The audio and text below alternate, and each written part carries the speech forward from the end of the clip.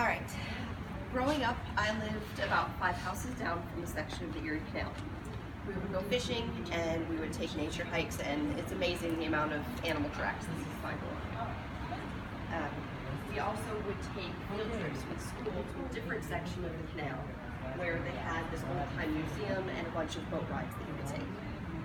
I grew up understanding how much of an impact the Erie Canal had on New York, but I didn't know how little people outside of the area really knew about the Erie Canal.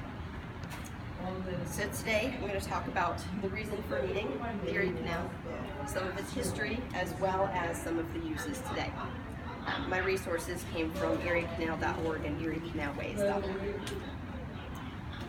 Trade routes in the colonies were difficult across land. They were time-consuming, very heavy on resources. Sir Henry Moore said, "The great inconvenience and delay, together with the expense attending the transport of goods at the carrying places, have considerably diminished the profits of the traders." Goods were shipped from Europe to the colonies on large ships across the ocean, but when they reached port here, transportation became difficult. Goods that were received in New York City that needed to go westward to places like Oswego had to be broken down into several smaller shipments, taken across land. It took a lot of time and it took a lot of money. So a water route was proposed. The water route from New York City, where the Hudson River was, all the way to Lake Ontario and later Lake Erie, made it so that goods could be transported in large shipments much quicker and at a much lower price. With the ability to move goods that quickly and that cheap, demand of using the canal increased as well. The canal was proposed in 1808, ground was broken in 1817, and it was completed in 1825. The Hudson River then connected directly to Lake Erie. According to eriecanal.org, the canal was originally 4 feet deep by 40 feet wide. But because of the demand and how people were using it, it needed to be increased. So in 1836 and 1862, renovations were made to make it 7 feet deep by 70 feet wide. However, in 1903, they realized it needed to be bigger.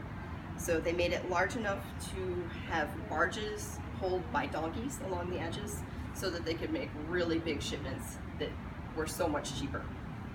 So it was enlarged to be 14 feet deep by 200 feet wide in most locations. DeWitt Clinton stated, "The overflowing blessings from this fountain of public good and national abundance will be as extensive as our own country and as durable as time." And he was correct. Even today, the Erie Canal is used and there's changes being made to it all the time.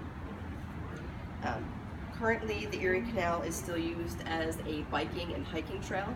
People have taken whole vacations with their families on their bicycles from New York City to the other side of the state.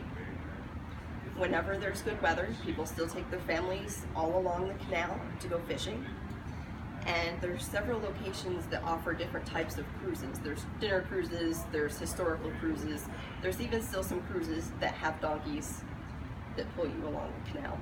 This not only gives people the ability to see the beauty of the area, just outside and relaxed and enjoying it, but it also gives them some of the aspects of the history.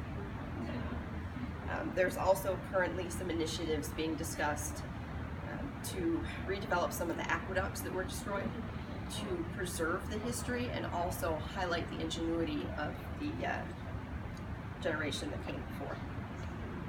So today I discussed the reason for the creation, how it evolved, and some of its uses.